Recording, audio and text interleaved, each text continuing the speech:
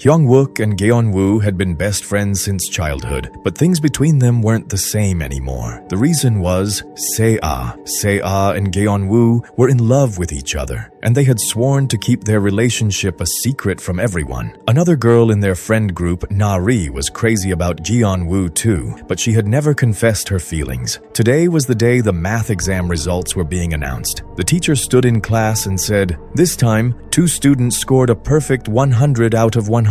First, the class topper, Hajun, and second, Hyungwook." The moment Hyungwook's name was announced, the whole class went silent. A guy who could barely pass getting full marks, his friends were convinced he had cheated. After class, when his friends surrounded him with questions, Hyungwook told them about a mysterious app called Girigo. To prove it, he showed them his phone where he had made a wish. "I want to score 100 out of 100 in math." Jeonwoo immediately searched for the app on the Play Store, but nothing showed up. At that exact moment, Hyungwook forwarded everyone a private link to the app. The rest of the group laughed it off as nonsense, but Geonwoo became curious. He thought, "It's a free app. What's the harm in downloading it?" So he installed it. Se-ah was an incredibly talented athlete, and getting selected for the national team had always been her dream. That same evening, her coach gave her the amazing news. She had officially made the national team. To celebrate, she invited Jeonwoo over to her house for dinner. During their conversation, she casually mentioned that she wished her training could somehow be postponed for 1 week so they could spend more time together and truly enjoy themselves. Jeonwoo opened the app and jokingly made the wish.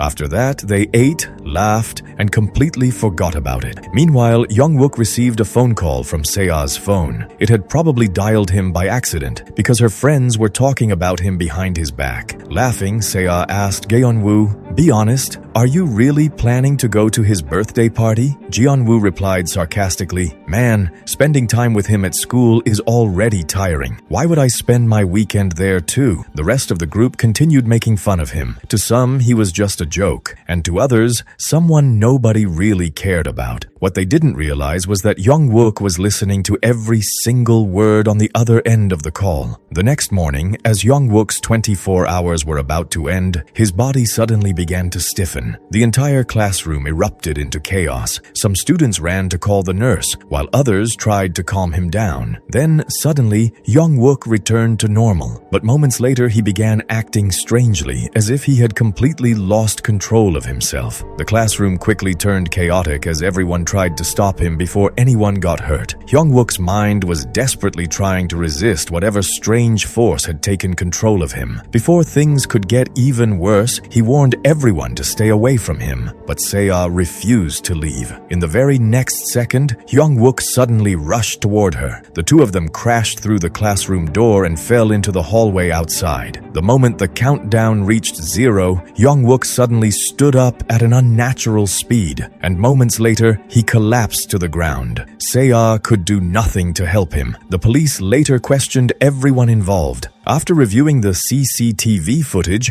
they concluded that Hyungwook's death was caused by his own actions. Later, when Se-ah went to change her clothes, she noticed a gift attached to her bag. It was the present Hyungwook had given her, and the moment she saw it, memories from the previous night came rushing back. There had never been a single time when Se-ah missed his birthday party. After all, they had been childhood friends. With great difficulty, she had explained to Hyungwook that she was leaving the city the next day for training, which was why she wouldn't be able to attend the party. She had even brought his gift with her. After meeting Se-ah in person, Hyungwook became completely convinced that the person insulting him over the phone could not have been her. Now, Se-ah also found the entire situation extremely strange. Back in the present, the moment Se-ah met with her coach, he suddenly announced that her training for the next week had been cancelled. A chill ran down Se-ah's spine. She instantly remembered the exact wish Jeonwoo had made. Panicking, she begged her coach not to cancel the training schedule, but suddenly, a massive metal object suddenly crashed down right between them. Seeing death so close terrified them both, and they decided it was safer to cancel the training after all. The moment the decision changed, a notification flashed on on Jianwoo's phone. Wish granted. His countdown had officially begun. The group's tech expert, Ha-jun, immediately took charge. He tried factory resetting the phone to erase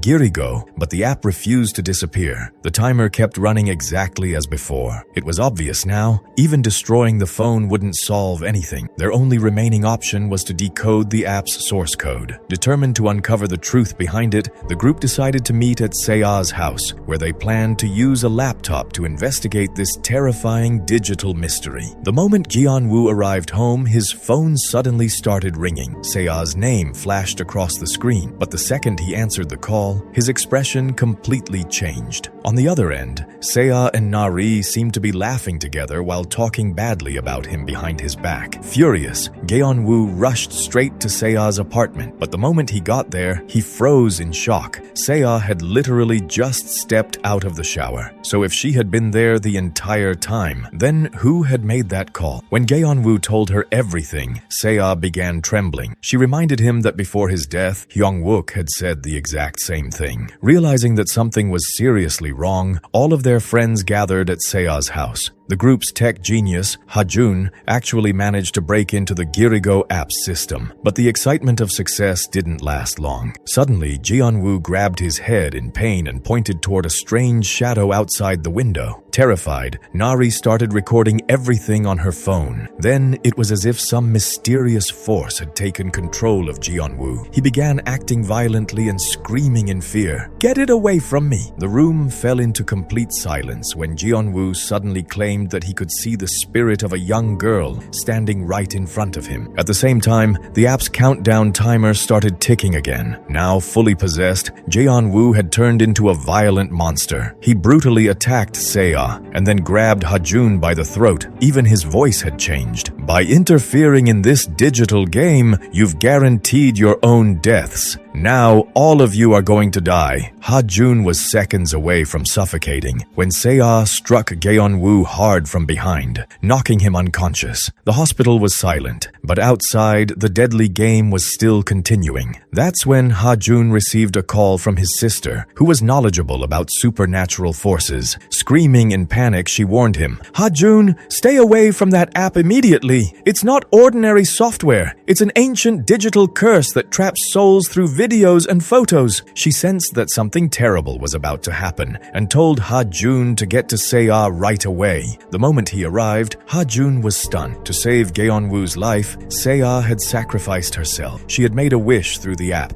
"Heal Geon-woo." Se-ah believed that unless she personally confronted the evil shadow behind the curse, they would never find a way to stop it. The instant the death timer appeared on her phone, Geon-woo suddenly opened his eyes. Death had chosen its next target, Se-ah. Meanwhile, Nari secretly arrived at Se-ah's empty house with her own hidden motive. She was searching for Geon-woo's phone, which had been left behind during the horrifying incident. When she finally found it, the death countdown on the screen showed 14 hours remaining. But the real shock came when Nari pulled out her own phone. The same Girigo app was installed on it too, but strangely, her timer had frozen at 21 hours. How had the countdown stopped? And even more mysteriously, the moment Nari touched Geon-woo's phone, its timer froze as well. The truth behind this mystery was still hidden in the shadows. At the same time, Ha-jun was taking Se-ah to his sister Alice, hoping she could save her life. But the journey itself felt terrifying. The taxi driver became so frightened while driving through the forest road that he refused to go any farther, forcing them to continue on foot through dark and isolated trails. Eventually, they arrived at Alice's house, Ha-jun's sister, where her husband warmly welcomed them. Just then, Se-ah's phone rang. It was a call from Geon-woo. There was something disturbingly desperate in his voice. "I've already left the ICU. Why haven't you come to see me yet?" Before Se-ah could answer, Alice rushed outside and shouted, "Don't answer the phone!" But it was already too late. Se-ah's body suddenly stiffened,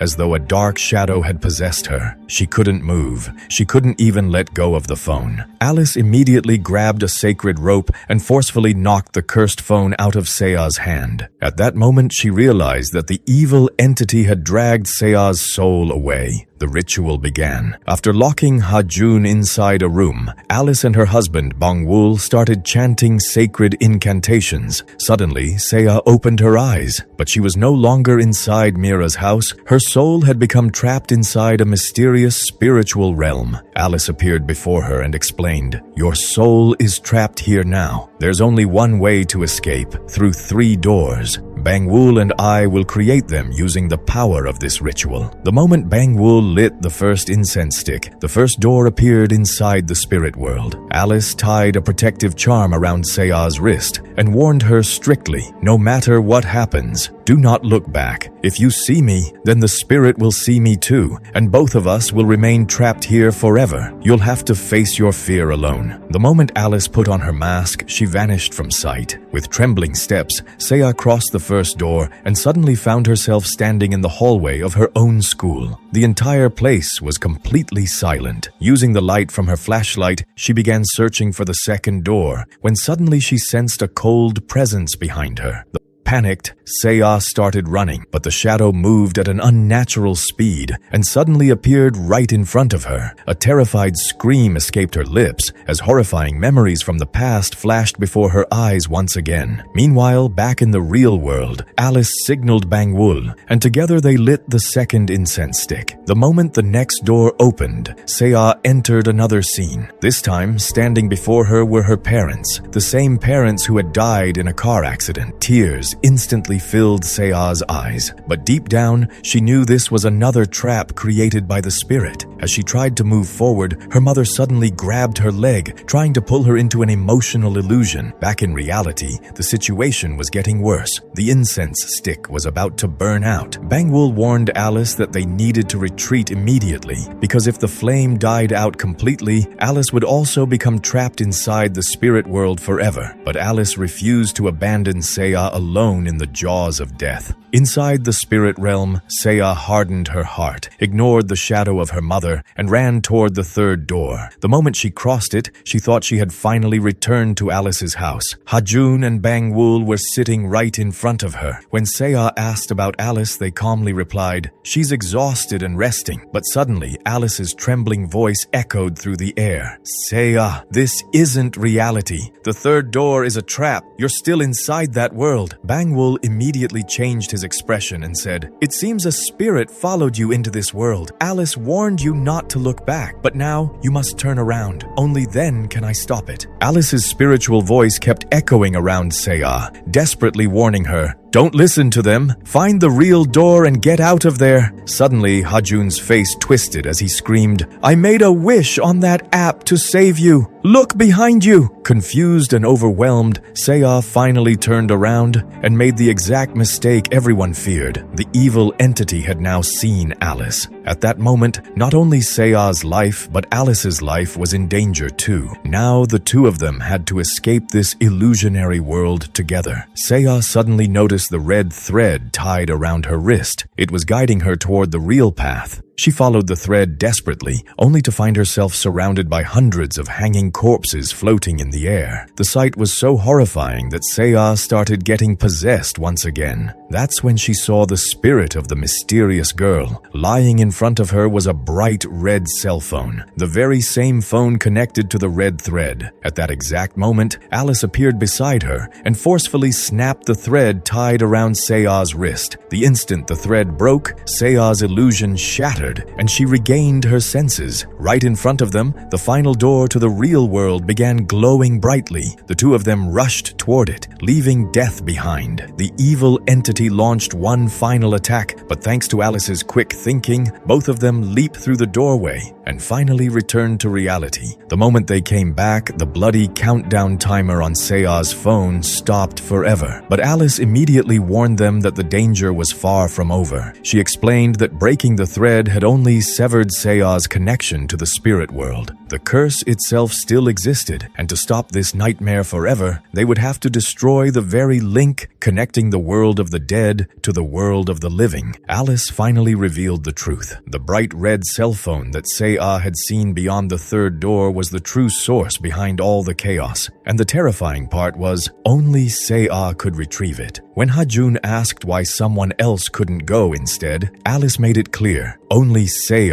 can touch that phone, because her soul is still connected to the curse. Meanwhile, at the hospital, Nari met Geon-woo. She showed him the horrifying video of the moment when he had been possessed by the shadow. That same night, Sea suddenly woke up after feeling drops of blood falling onto her body. The moment she opened her eyes, she saw the spirit of a girl standing before her, a girl whose throat had been slit open. Without saying a word, the spirit silently gestured for Sea to look behind her. As soon as Sea turned around, she saw another girl's shadow standing there. Terrified, Sea jolted awake from the nightmare and immediately told Alice everything she had seen. According to Sea, there hadn't been just one spirit. There were two. Alice instantly realized something horrifying. This deadly curse wasn't connected to a single soul, but to two spirits working together. Without wasting any more time, Sea, Ha-jun, and Bang-wul set out to search for the red cell phone, while Alice stayed behind to pray for their safety. Meanwhile, Geon-woo returned to Sea's empty house to look for his missing phone. But the moment he arrived, he was shocked to find Nari already there. Nari quickly made an excuse, claiming she had only come back to collect her school bag. Unable to find his phone anywhere, Geon-woo started carefully reviewing the video on Nari's phone, the footage recorded on the day he became possessed. He hoped the video might accidentally reveal where his phone had fallen, but even after searching through it again and again, he found no clue at all. Meanwhile, determined to uncover the truth, Sea, Ha-jun, and Bang-wul thoroughly searched every corner of Hyung-wook's laptop. Hae-jun's mind was working fast. He immediately opened the browser history from the days right before the exam results. That's when he discovered traces of an anonymous chatting app, one Hyung-wook had apparently been using until the very end. The moment they activated the app, an incoming call from an unknown number flashed across the screen. All three of them held their breath and answered the call without saying a word. On the other side, a panicked boy started shouting, "You bastard! Where the hell have you been? Everyone's saying you're dead." Hearing that scared the life out of me. Thinking quickly, Ha-jun pretended to be Hyung-wook and texted back, "Why are you so nervous? Did you get that thing ready or not?" The boy immediately replied, "Yeah, everything's arranged. Just tell me where to come." An hour later, the three of them arrived at the location he had sent. The moment Bang-wul tried grabbing the boy, he bolted away like a frightened deer. He ran all the way to the rooftop of an old building and even kicked down the ladder behind him, convinced he had escaped. But Sea used her athletic skills to make a massive jump and landed directly on the rooftop, tackling him to the ground. Finally cornered, the boy broke down and confessed. "I was only giving him medicine to help him focus on studying," he pleaded. But when Sea accused him of sending the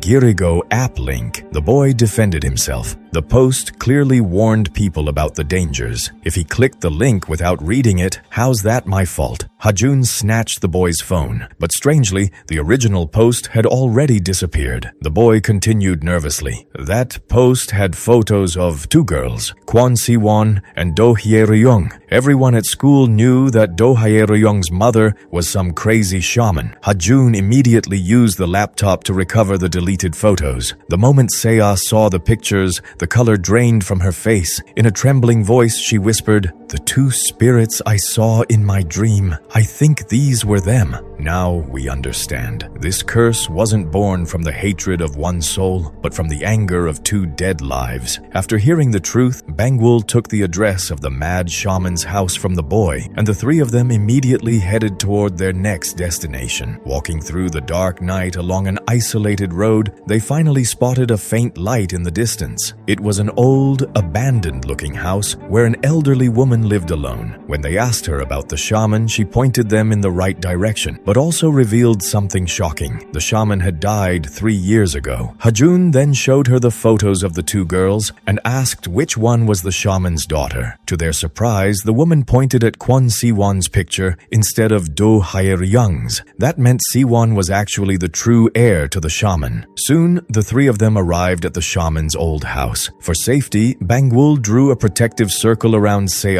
and Hajun, warning them strictly, no matter what happens, do not step outside this boundary. After that, he entered the mysterious house alone. While searching through the building, one wall suddenly seemed strange to him. He pulled away an old sheet hanging over it and discovered a hidden room behind the wall. The room looked like it had been used for terrifying rituals. Inside, he found strands of hair wrapped in a school uniform, evidence of some kind of dark magic ceremony. At the same time, outside, Sea saw the spirit again. Almost unconsciously, she stepped beyond the protective circle and began following the shadow. Trying to stop her, Hajun rushed out after her. The spirit led Sea to a lonely wall and silently pointed toward the ground. When Sea started digging through the dirt, she uncovered an old photograph buried beneath the soil. In the picture, Do Hyeryung and Kwon Siwon were standing together. They immediately called Alice and told her everything they had discovered. The moment Alice saw the photograph, she recognized something terrifying. The window visible in the picture was the exact same place Sea had already seen inside the spirit world. Alice explained. One of those two girls must have recorded a video at that location using the red cell phone, and that place became the center of the curse. Now their next objective was clear: find the video and find the red cell phone. Searching for more clues, Sea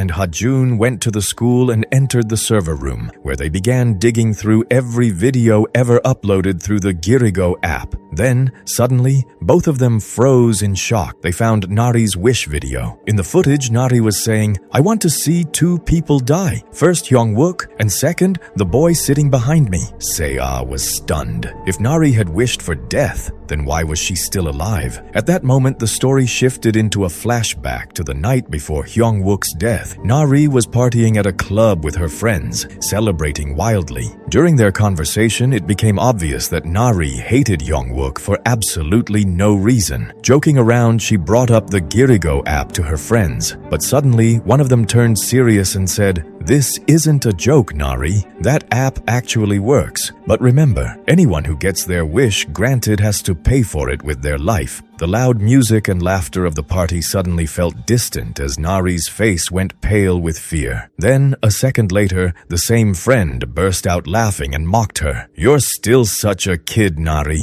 You can't seriously believe stories like that." Fueled by alcohol and anger, Nari stopped thinking rationally. Without hesitation, she pulled out her phone and poured all of her hatred into the Girigo app. "I want to watch Hyung-wook and the boy sitting behind me die with my own eyes." The next morning, when Nari arrived at school, the sight before her left her completely horrified. Hyung-wook was actually dead. At that exact moment, her phone screen suddenly lit up with a message: "Wish granted." Right beneath it, a 24-hour countdown began ticking. Nari started trembling in fear. At the very same time, Jeon-woo's wish had also come true. While checking her phone during the chaos, Nari suddenly froze in shock. Her timer had stopped. Desperate to understand what was happening, she went to visit the same friend who had been with her at the party that night. But another horrifying surprise was waiting for her there. That friend was dead too. Her remaining friend finally revealed the terrifying truth. The cursed app had been created by a girl named Kwon Siwon. According to the story, Kwon Siwon had destroyed Do Hyeryung's reputation so badly that Hyeryung eventually lost her life. And later, Kwon Siwon herself became another victim of the same app.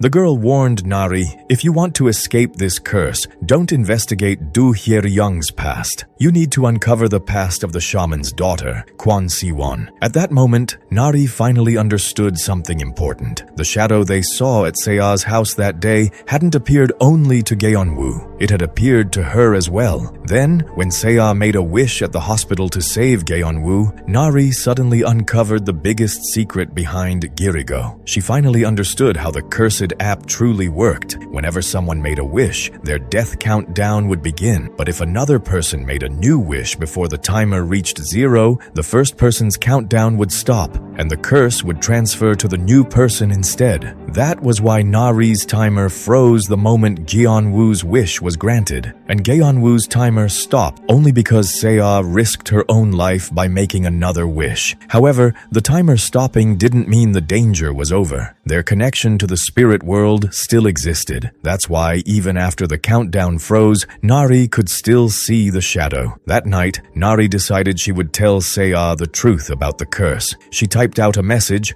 but before sending it, she noticed messages from Seo on Jeonwoo's phone. One of them read, "I found a way to stop the timer, but don't tell Nari about it." The moment Nari read those words, rage boiled inside her. She felt betrayed by her own friend, but the truth was completely different. Those messages hadn't been sent by Seo at all. They were created by the evil spirit trying to turn them against each other, exactly the same way it had manipulated Youngwook and Seo before. Consumed by anger, Nari never sent her message. Instead, she went directly to Seo's house to uncover the truth herself, but she found no useful clues there. Exhausted, she eventually lay down on the bed to rest. That's when a thin red thread floating through the air mysteriously entered her eye. The next morning, someone knocked at the door. When Nari opened it, Jeonwoo was standing there. He revealed something shocking. "That night, I saw the spirit of a girl here. The right side of her face had a deep wound, and she was wearing our school uniform." Jeonwoo secretly convinced Nari to go with him to the school so they could identify the spirit. The story then returned to the present timeline. That same night, while Seo and Hajun were searching for evidence inside the server room, Nari and Jeonwoo used the darkness to sneak into the school's nurse office. As they searched through old files, they finally found Kwon Siwon's record. The moment they saw her photo, both of them were stunned. There was a deep wound on the right side of her face, exactly like the spirit Jeonwoo had described. Looking directly into Nari's eyes, Jeonwoo said, "I know you saw her too. That day, in the video, you were recording the empty space where she was standing." Nari thought Jeonwoo was only trying to scare her. In anger, she showed him the messages that had supposedly come from Seo. Jeonwoo grabbed his head in frustration and replied, "Have you lost your mind? I had my SIM card deactivated this morning, so how could any messages possibly come from my number?" He explained to Nari that everything happening was part of the spirit's manipulation. Under all that pressure, Nari finally broke down and confessed. It was her wish that had caused Youngwook's death. Jeonwoo was still frozen in shock when suddenly the same red thread began piercing into Nari's eye again. In an instant, she became completely possessed. Grabbing a sharp pair of scissors, she violently stabbed Jeonwoo in the stomach. Covered in blood, Jeonwoo desperately tried to stop her, but Nari locked him inside the room and ran away. As Jeonwoo struggled to break the door open, the terrifying spirit suddenly appeared before him again. No matter which direction he tried to run, the shadow blocked his path. Within seconds, the evil entity seized control of his body. Helplessly, Jeonwoo began tearing at his own throat with his fingernails. Meanwhile, outside the school, Bangwoo sensed the presence of a powerful dark force from inside the car. He immediately rushed into the building. Using a ritual blessed dagger, he threw it directly toward the spirit. For a brief moment, the shadow vanished, and Jeonwoo's life was saved. But the spirit had no intention of giving up.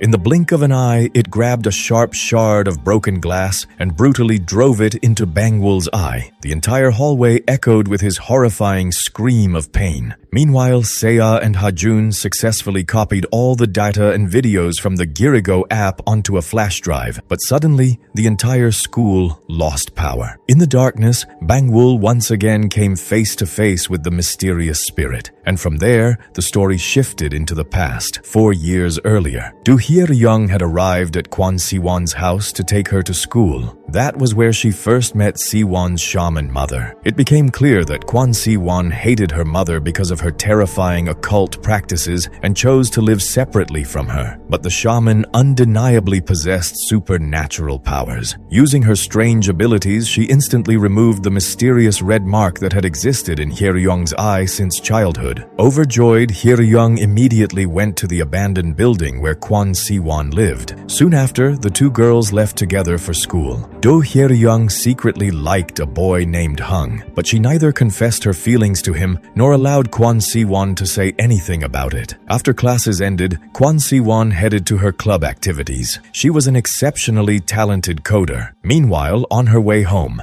Do Hyeryong once again became trapped in the shaman mother's web. The shaman gently manipulated her into entering the same secret ritual room. To Hyeryong, the mysterious atmosphere and strange occult objects inside the room felt fascinating rather than frightening. Seeing her curiosity, the shaman told her to choose anything she liked from the room. Hyeryong's eyes stopped on a strange-looking doll. The shaman explained, "This is called a dolmi, a doll capable of controlling any person like a puppet." Then she revealed the horrifying ritual behind it. If you want to control someone, tie their hair or nails to this doll using a silk thread. Then draw eyes and a nose on it. Write down the person's name and birth date and offer your blood until the thread turns deep red. Do Hyeryong listened carefully, completely fascinated by the dark powers being described to her. Meanwhile, inside the coding club, Kwon Si-won and her teammates were brainstorming ideas for a competition app. When it came time to choose a theme, one boy suggested, "Why don't we create an app that grants people's wishes, something inspired by magic rituals and shamanism?" The moment Kwon Si-won heard that, her blood boiled with anger. She hated anything connected to her mother's occult practices so much that she stormed out of the room immediately. She went straight to her mother's house, and there she saw Do Hyeryong performing a ritual alongside her mother. Furious, Kwon Si-won instantly started yelling at Hyeryong, "Are you trying to humiliate me by spreading the truth about my mother being a shaman all over school?" Do Hyeryong desperately tried convincing her that it wasn't like that at all. Then, suddenly, Kwon Si-won asked her a strange question. "Have you ever heard that you can make a wish by writing your name and birth date on paper?" Do Hyeryong shook her head and denied knowing anything about it, even though the shaman had literally explained the ritual to her just moments earlier. Kwon Si-won was overflowing with hatred. In anger, she shouted, "I wish my mother would die!" She wrote down her identity on a piece of paper and made the terrifying wish. Then she asked Hyeryong what her own wish was. Blushing shyly, Do Hyeryong admitted that it involved Hung. She also wrote down her wish. But while she was distracted, Kwon Si-won secretly recorded a video of her confessing her feelings for Hung. To both of them, it all felt like nothing more than a childish joke. But the following night, when Kwon Si-won's mother returned home, she noticed Si-won leaving the house. The moment the shaman entered her ritual room, the ground seemed to disappear beneath her feet. Kwon Si-won had completely destroyed everything inside the ritual room. Every sacred rule of the spirit world had been violated, and the shaman was overwhelmed with terror. Suddenly, dark supernatural forces began attacking. Violent birds started crashing against the windows as if something evil had been unleashed. The very power the shaman once worshipped had now turned against her daughter. Blood began pouring from the shaman's nose, and she instantly realized one horrifying truth. Kwon Si-won had invited death itself. Meanwhile, as Kwon Si-won continued coding, mysterious poisonous insects started crawling toward her from every direction. Desperate to save her daughter, the shaman made one final sacrifice. Using Si-won's school uniform, her hair, and her photograph, she began a deadly ritual. Her intention was to bear the punishment for Kwon Si-won's mistake herself. The moment the ritual was completed, she sealed the room forever. At the exact same time, the insects crawling toward Kwon Si-won suddenly vanished. The next morning, when Do Hyeryong arrived at the house, she found the shaman burying Si-won's school uniform in the ground like a madwoman. Her appearance was horrifying. The moment she saw Hyeryong, the shaman walked up to her and handed her a protective charm. Without hesitation, she whispered, "Put this inside Kwon Si-won's bag, but don't tell her." The curse and pain meant for her daughter were now destroying the shaman's body from the inside. She told Do Hyeryong to leave immediately, and the moment Hyeryong looked away, the shaman collapsed and died right there. When Do Hyeryong arrived at school, she desperately wanted to tell Kwon Si-won about her mother's condition, but she forced herself to stay silent. She knew Kwon Si-won wanted to keep the truth about her mother hidden from from everyone. So instead, she secretly tried placing the protective charm inside Kwon Si-won's bag. But Si-won caught her red-handed. Blinded by anger, Kwon Si-won tore the protective charm into pieces without even thinking. But the moment Do Hye-ryung revealed that the charm had been sent by her mother, silence filled the room. The truth spread through the entire school like wildfire. Everyone now knew Kwon Si-won's secret. She was the daughter of the crazy shaman. Watching her reputation collapse, Si-won played a cruel trick to protect herself. In retaliation, she publicly released the old video of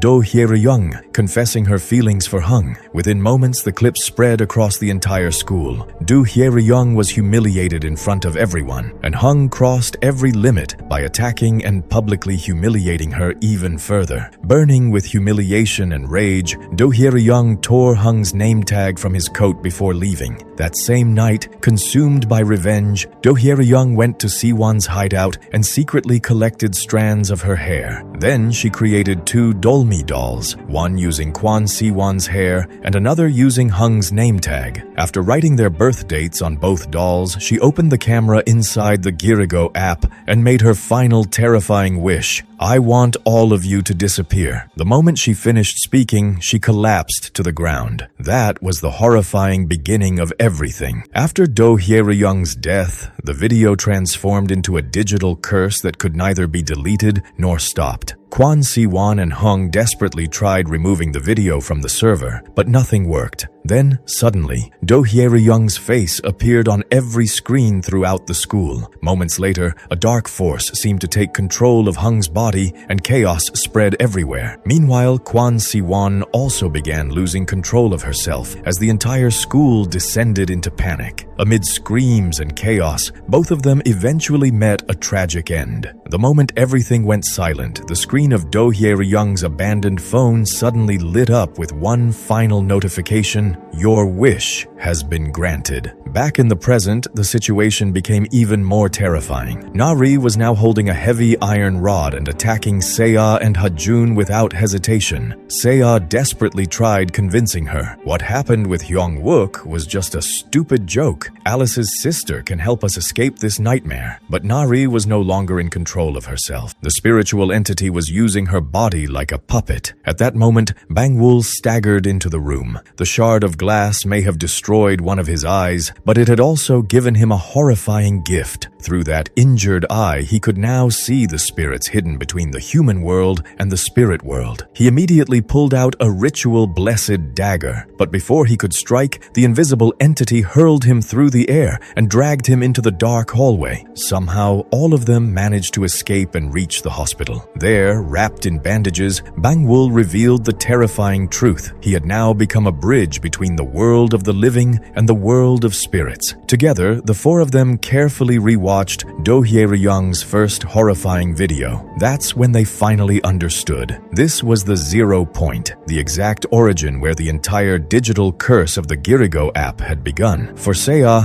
the goal was finally clear. She had to find the red cell phone and destroy it once and for all. Using his technical skills, Hajun traced the exact location through the video's metadata. Without wasting another second, the group headed toward the abandoned location, but death itself was following right behind them. On the way there, their car suddenly crashed into a truck, but when they checked, they discovered something horrifying. There was no driver inside the truck. It was obvious the spirit had caused the attack. Then, suddenly, a massive iron pipe came crashing down from above. While trying to save Seo, Bang-woo took the full impact. The pipe pierced straight through his body. As he struggled through his final breaths, he painfully whispered, "Seo, only you can touch that phone. Only you." Then, he handed his sacred dagger to Gi-on-woo and gave one final warning. If this dagger starts spinning on its own, it means the spirit is very close. After that, Seo and Gi-on-woo continued alone toward the dark place where this nightmare would finally end. Meanwhile, Hajun rushed the dying Bang-woo to the hospital. At the same time, Seo and Gi-on-woo entered the abandoned and terrifying building. The path leading to the room where the cell phone was hidden had completely collapsed. Using her her athletic agility, Seah risked her life and made a massive leap across the gap. The moment she entered the room, she saw it, the cursed red cell phone glowing in the darkness. Just as Seah reached out to grab it, the possessed Nari suddenly attacked from the shadows. Holding a box cutter, Nari tried to slash Seah's throat. Seeing this, Geon-woo risked his own life and jumped into the room as well. At that exact moment, the dagger given by Alice's husband began spinning wildly. Geon-woo thought Nari herself was the spirit. Without hesitation, he stabbed her with the dagger. The attack weakened Nari's grip, allowing Seah to break free. Seah quickly grabbed the cell phone. Then she rushed to the injured Nari and emotionally pleaded, "Nari, come with us. Everything's going to be okay now." But once again, the dark force took control of Nari's body. In a sudden movement, she ripped apart the protective charm tied around Seah's wrist. The moment the thread snapped, the circle of protection disappeared. Suddenly, Seah's body stiffened and she began getting possessed once again. Just then, Alice called on the phone and screamed at Geon-woo, "Bring Seah to me immediately." In the blink of an eye, everything around Seah changed. When she regained consciousness, she found herself back at school. All of her friends were there, and the Girigo app had completely disappeared. For a moment, it seemed like everything was finally normal again. But deep inside, Seah felt something was terribly wrong. The moment she looked out the window, her soul froze in terror. Standing outside in the school field was another version of herself. That's when Seah realized the horrifying truth. Everything around her was an illusion. She had once again become trapped inside the dark world of spirits. Suddenly, within that twisted dimension, Nari attacked her again, trying to kill her. Meanwhile, in the real world, Geon-woo was desperately carrying the unconscious Seah toward Alice's house. After losing his way in the darkness, he gently laid Seah on the ground and went searching for the house. But suddenly, he slipped and nearly fell into a deep ravine. At the last second, he grabbed onto a tree branch and barely saved himself. Then, from above, unconscious, Seah suddenly began laughing in a terrifying voice. Her voice had completely changed. "No matter how hard you try, Seah is never coming back." But Geon-woo refused to give up. Somehow, he climbed back up, carried Seah again, and finally reached Alice's house. Alice immediately began chanting sacred rituals over the red cell phone, but nothing happened. The ritual had absolutely no effect on Seah. Alice's face turned pale. She instantly realized the horrifying truth. This wasn't the real cursed cell phone. Meanwhile, inside the spirit world, just as Nari was about to kill Seah, an arrow suddenly sliced through the air and blasted Nari backward. Alice had risked her own soul and entered the shadow world herself to save Seah. She quickly warned Seah that the red phone they found was only a fake. The real cursed phone was hidden somewhere else. Alice told her, "We need to create a portal and get out of here quickly. Human souls can't survive in this shadow world for long." Just then, the spirit of Do Hye-ryung appeared before them, but instead of attacking, she pointed toward the server room, as if she were trying to guide them. And finally, the horrifying truth was revealed. The Girigo app had not been created by Do Hye-ryung. It was actually built by the coding genius Kwon Si-won. When Do Hye-ryung attacked Si-won in hatred, Kwon Si-won made one final wish on the app with her dying breath. Let Kwon Si-won's curse be repeated. That was why Si-won's spirit had been torturing and killing people in the same brutal way that Do Hye-ryung had killed her. In reality, Do Hye-ryung's spirit had been trying to warn Seah this entire time. Alice turned to Seah and said, "No matter what happens, you must find Kwon Si-won's real phone. Until then, I'll keep her distracted with the ritual." Then Alice handed Seah her protective charm so the spirits wouldn't be able to see her. Alice herself transformed into the appearance of Do Hye-ryung and stood before Si-won. Using the distraction, Seah rushed into the server room. Inside, she discovered a hidden door. After breaking it open and moving deeper inside, she was suddenly attacked by the possessed Nari from behind. Seah desperately tried to reach her. "Nari, what you did wasn't intentional. Please come back to your senses." But Nari was completely consumed by bloodlust. She brutally stabbed Seah in the stomach. During the violent struggle, Nari lost her life. Meanwhile, Siwon realized that the woman standing before her in Do Hye-ryung's form was an imposter. She attacked Alice. Alice fired an arrow, but Siwon vanished into thin air and instantly appeared behind her, driving a cutter blade into Alice's hand. Before Siwon could finish her off, the real spirit of Do Hye-ryung suddenly intervened and stopped her. Siwon screamed furiously, "This entire nightmare started because of you." Amid the chaos, Alice gathered all her remaining strength and fired an arrow straight through Siwon's body. But the shot was so powerful that Alice herself was badly injured as well. At that exact moment, Seo discovered Kwon Siwon's name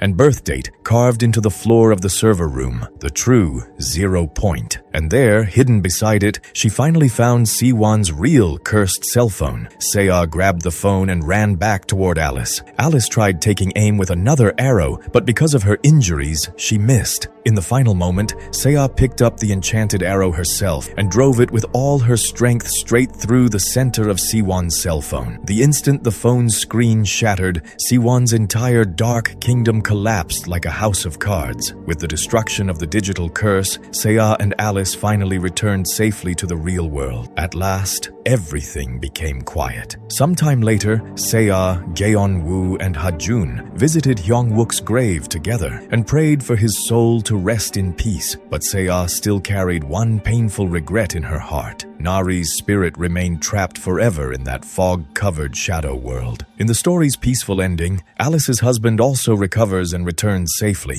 The friends finally smile together and begin a new chapter of their lives. And with that, the bloody nightmare of the Girigo app is buried forever.